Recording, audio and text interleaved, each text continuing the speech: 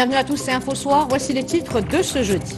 Horst Köhler formule l'espoir de voir cette rencontre renforcer la dynamique positive de la première table ronde tenue en décembre dernier. Une deuxième session de discussion pour le Sahara marocain a débuté cet après-midi au Château Le Rosé à Bursin, à proximité de Genève.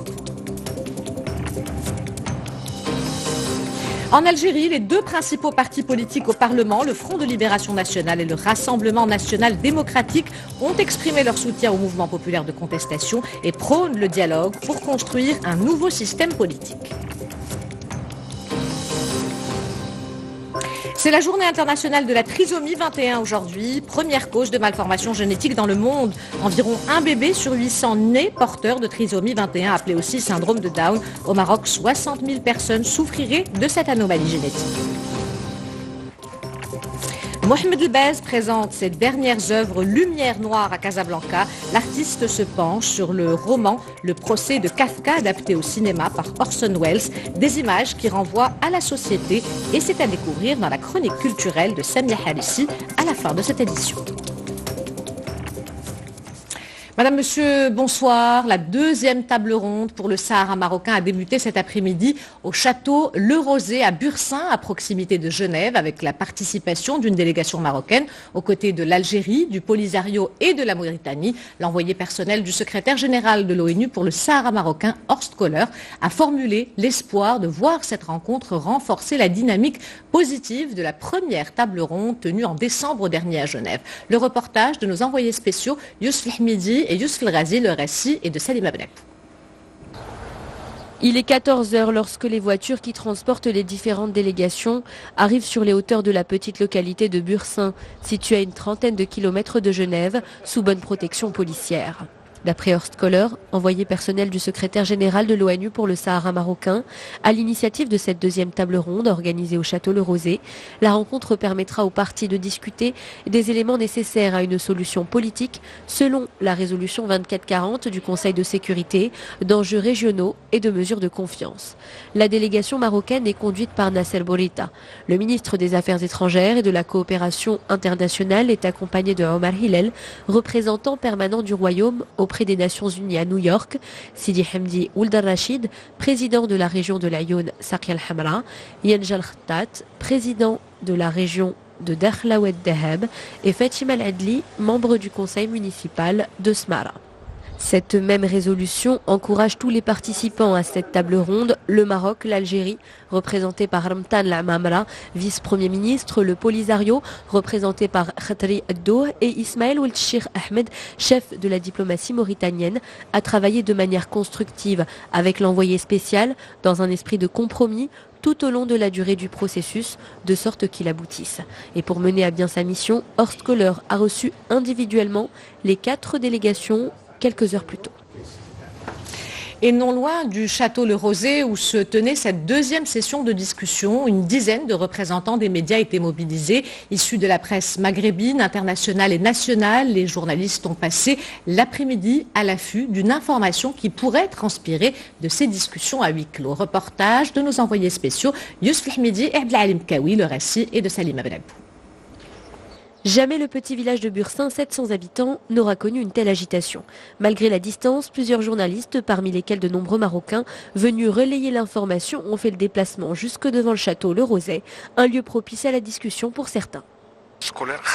Horst Köhler a choisi cet endroit car il se situe à l'écart de Genève.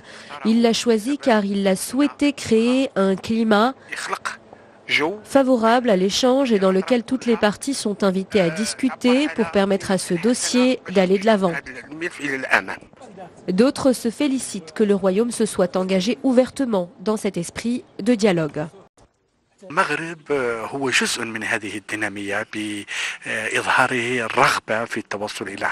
Le Maroc contribue à cette dynamique. Il en fait d'ailleurs partie et il a démontré le désir qu'une solution politique peut être trouvée tout en prenant en compte un élément important. La poursuite de ce conflit n'a aucun sens et ne fait qu'entraver la réalisation de grands projets dans la région et la croissance économique de cette dernière. Les discussions se poursuivront demain matin à Bursin où l'agitation promet d'être identique. En Algérie, les deux principaux partis politiques au Parlement, le FLN, le Front de Libération Nationale, et le RND, le Rassemblement National Démocratique, ont exprimé leur soutien au mouvement populaire de contestation et prônent le dialogue pour construire un nouveau système politique. Rita Saha pour les développements.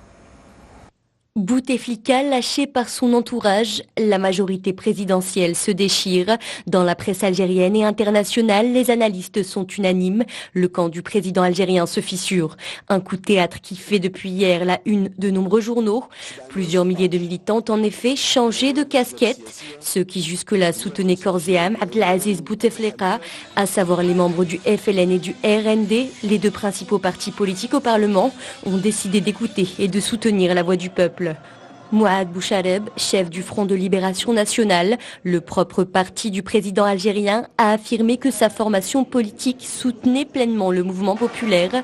Même son de cloche du côté de Sder Chiheb, le porte-parole du Rassemblement National Démocratique, a déclaré que le parti s'était trompé en soutenant la candidature de Abdelaziz Bouteflika et aurait même accusé des forces non constitutionnelles de diriger le pays. Des propos qui n'ont cependant pas fait l'unanimité au sein du RND. Ahmed Ouyahia, secrétaire général de cette même formation politique, a pour sa part appelé à prendre en charge les revendications pacifiques du peuple dans les plus brefs délais. C'est cette même coalition qui a apporté son soutien indéfectible il y a plus d'un mois au président Bouteflika, au pouvoir depuis 20 ans, et à sa candidature pour un 5e mandat. Aujourd'hui, les représentants et militants de ces partis réclament un changement radical dans la gouvernance du pays et appellent au dialogue.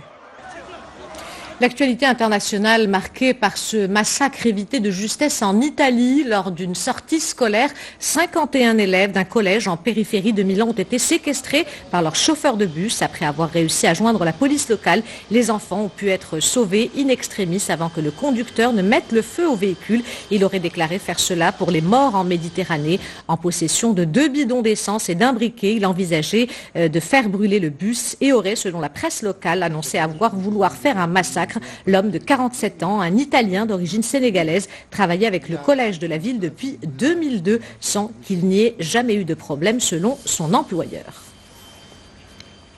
Au moins 71 morts dans le naufrage d'un bac à Mossoul en Irak. Les passants ont assisté impuissants à cette tragédie qui a fait 71 morts. Le bateau transportait de nombreuses familles avec des enfants qui traversaient le Tigre en direction d'un complexe touristique de la ville pour y célébrer la fête de Nowrouj, le nouvel an kurde, décrété jour férié dans l'ensemble du pays. Selon les autorités locales, l'accident serait lié à une surcharge de l'embarcation qui transportait une centaine de passagers. Le niveau des eaux était aussi particulièrement élevé après les pluies enregistrées ces derniers jours. Retour à l'actualité nationale avec la réunion hebdomadaire des membres de l'exécutif. Le Conseil, réuni sous la présidence du chef du gouvernement, Saad El Athmani, a adopté 2 projets de loi portant approbation de 2 accords de coopération avec la Croatie dans les domaines de la défense et du tourisme. Le Conseil a également adopté 2 projets de décret sur la réforme des centres régionaux d'investissement et la création des commissions régionales de l'investissement et l'institution d'un régime de couverture des conséquences des catastrophes naturelles. Je vous le disais en titre, c'est la journée internationale de la trisomie 21 aujourd'hui, première cause de malformation génétique dans le monde. Environ un bébé sur 800 naît porteur de trisomie 21, appelé aussi syndrome de Down. Au Maroc, 60 000 personnes souffriraient de cette anomalie génétique. Alors, qu'est-ce que la trisomie 21 et quelles sont ses causes? Éléments de réponse avec ce reportage de Issa Sharqi et Mohamed Chima. Environ un bébé sur 800 dans le monde naît porteur de trisomie 21.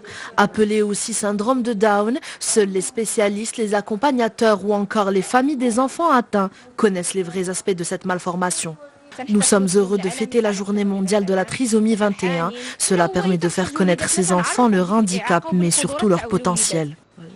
La trisomie 21 est provoquée par une anomalie génétique qui se traduit par la présence d'un chromosome 21 supplémentaire dans les cellules de la personne atteinte. À l'état normal, on a 46 chromosomes, dont 2 chromosomes 21. Un qui provient de notre maman et un autre de notre papa. Dans le cas de la trisomie 21, on en a 3. Le risque de donner naissance à un enfant atteint de trisomie 21 augmente avec l'âge maternel et représente une naissance sur 1500 pour une femme de 25 ans contre 1 sur 100 à l'âge de 40 ans. Un dépistage néonatal permet de détecter cette malformation dès la 12e semaine de grossesse. Cette anomalie, on le voit qu'il augmente avec l'âge de la maman. Donc plus la patiente elle est âgée, plus elle a de risques d'avoir un bébé trisomique 21. S'il y a un problème ou quoi que ce soit, on peut faire une amniosynthèse. Amniosynthèse, c'est le prélèvement du liquide amniotique pour confirmer cette trisomie 21. Au Maroc, le projet de loi de 2016 pour l'interruption volontaire de grossesse est toujours en discussion et stipule qu'en cas de malformation du fœtus, l'avortement devra être effectué au plus tard avant la 22e semaine de grossesse. Et pour changer le regard sur ce handicap, des photos ont envahi les réseaux sociaux ce 21 mars. Portons tous des chaussettes dépareillées pour dire oui à la différence. L'appel avait été lancé sur la toile depuis quelques jours. Objectif interpeller sur la différence et la norme et promouvoir une société plus inclusive. Nombreux sont ceux, petits et grands, à y avoir répondu aujourd'hui en postant la photo de leur socket non assortie accompagnée de hashtag chaussettes dépareillées, différents comme vous ou des phrases telles que la trisomie 21 ne doit pas être un obstacle ou encore on est tous différents ensemble, on peut changer le regard sur le handicap. C'est l'heure à présent de décrypter l'actualité culturelle avec, comme tous les jeudis, la chronique de Samia Halissi. Samia, bonsoir. Bonsoir. Alors, vous allumez les projecteurs ce soir sur Lumière Noire, la dernière exposition de Mohamed Elbaz, qui est inédite puisqu'il y présente des peintures. Effectivement, Mohamed Elbaz est plutôt coutumier, c'est des installations complexes, créatives et scénographiques. C'est d'ailleurs un incurable créateur, un clin d'œil à sa longue série Bricoler l'incurable, suivie du Festin nu, Never Basta, etc. Des titres choc pour des œuvres en perpétuelle gestation et qui souvent traduisent le mal-être de nos sociétés. Il s'inspire souvent de l'actualité et là pour cette dernière série, Lumière Noire, il se penche sur le procès du roman de Franz Kafka et de son adaptation cinématographique réalisée par Orson Welles. Le roman s'ouvre avec l'arrestation soudaine de Joseph K. dans sa chambre le matin de son anniversaire. Deux gardes l'informent sans lui expliquer quelles sont les charges retenues contre lui. Très kafkaïen, on dirait Hassan. Et c'est de ce postulat d'absurdité, d'injustice, d'hypocrisie que Mohamed Elbaz se lance pour réaliser Lumière Noire. Il y met de la peinture pour la première fois, mais en fait c'est seulement pour dissimuler des photos et pour exprimer la non-transparence sociale. Et en même temps, c'est très beau et à découvrir absolument jusqu'au 13 avril à la Galerie Atelier 21 à Casablanca. Ça vaut le détour, croyez-moi, c'est un avant-goût avec ces images de Saïd Nzizou. Hind Nadnbi pour le récit. Mohamed Elbaz peint pour la première fois ou plutôt couvre des photographies de couches successives de peinture en y insérant ses chiffres fétiches. Une série inspirée de la littérature et du cinéma. Une réaction au roman Le procès de Franz Kafka adapté à l'écran par Orson Welles. Mohamed Elbaz y découvre bien des similitudes avec certaines absurdités, hypocrisie et iniquité sociale. La légende d'Orson Welles, c'est les cadrages, c'est les images, c'est la photo, etc.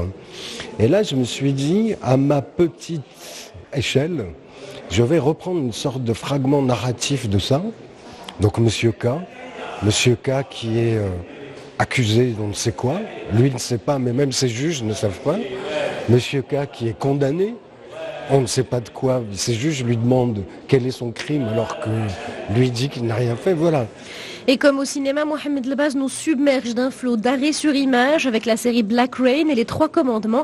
Il se met lui-même en situation. Des pièces hétéroclites mais liées par un fil conducteur, toutes ont en commun une relation à l'universel et l'humain.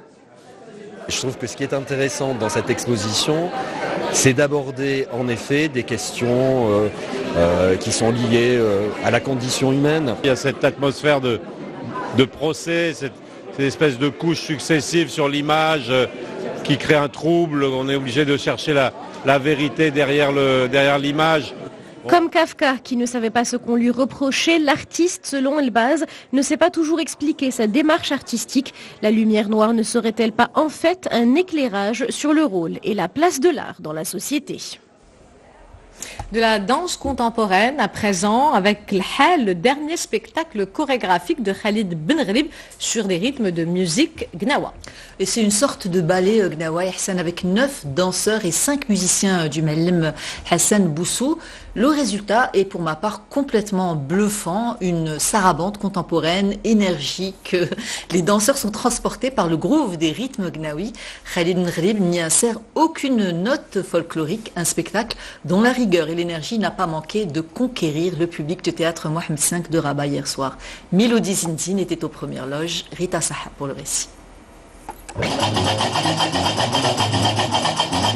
Des danseurs contemporains qui se laissent emporter par des rythmes gnawi, c'était l'idée de Khalid Benrib. Sur une même scène, comme bercé par le son des krotal et gembri, ces artistes initiés entrent en transe et donnent tout son sens à l'Hel, un projet dans lequel le chorégraphe marocain fait renaître ses souvenirs d'enfance. L'idée, c'était de travailler sur le rapport à la transe et d'intégrer en fait la dynamique contemporaine dans l'écriture, dans la composition, pour que ce spectacle-là retrouve, en fait, pour toutes ces pratiques-là, retrouve leur sens aujourd'hui chez la jeunesse marocaine, chez les Marocains d'aujourd'hui. À travers ses chorégraphies, Khalid Benrib offre une seconde jeunesse aux traditions gnawi et Ahmed-Shah. En totale symbiose, danseurs et musiciens offrent au Rbati un moment d'art exceptionnel.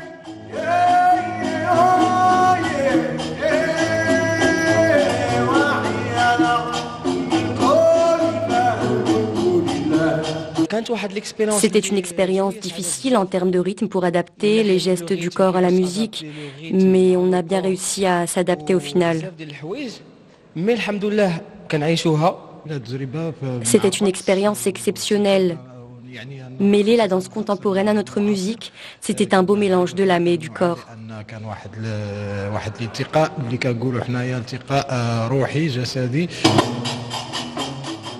L'Hel a plongé le théâtre Mohamed V de la capitale le temps d'une soirée dans un univers spirituel, l'occasion de marier les rythmes, les genres et les époques, toujours au nom de l'art, avec un grand A. On referme cette page culturelle, Samia, avec votre agenda. Et on commence avec du cinéma Ihsen et le festival du cinéma méditerranéen de Tétouan qui s'ouvre du 23 au 30 mars. Le festival du Luth s'ouvre ce soir et se poursuit jusqu'au 24 mars à Casablanca. L'exposition Travel 8, c'est le 26 mars à l'espace d'art Actua Casablanca. Ne ratez pas du 28 au 31 mars le Beat Hotel à Marrakech, un événement qui rend hommage à la culture beatnik avec entre autres une présentation du groupe The Master Musician of Jajouka. Le groupe Les Turqueries se produit du 28 mars au 19 avril dans les instituts français d'Agadir, Fès, Kenitra, Meknes, Rabat, Tanger et Tétouan. Et enfin, l'exposition des silhouettes et des portraits réalisés par des jeunes artistes à besoins spécifiques du 22 mars au 7 avril à l'espace Fondation Mohamed VI à Rabat Yassine. Merci Samia, on vous retrouve la semaine prochaine pour une nouvelle chronique culturelle. Avant de nous quitter, je vous rappelle l'une des principales informations de ce journal. La deuxième table ronde pour le Sahara marocain a débuté cet après-midi au château Le Rosé à Bursin, à proximité de Genève, avec la participation d'une délégation marocaine aux côtés de l'Algérie, du Polisario et de la Mauritanie. L'envoyé personnel du secrétaire général de l'ONU pour le Sahara marocain, Horst Kohler, a formulé l'espoir de voir cette rencontre renforcer la dynamique positive de la première table ronde tenue en décembre dernier à Genève, et cette table ronde se poursuivra demain. C'est la fin de cette édition. L'information se poursuit sur notre site 2m.ma et sur l'application My2M. Le prochain journal El Messaïa vous sera présenté par Hicham Rfaoui demain à cette même place. Rizlan Taïbi. Quant à moi, j'aurai le plaisir de vous retrouver lundi. En attendant, portez-vous bien et excellente soirée à tous.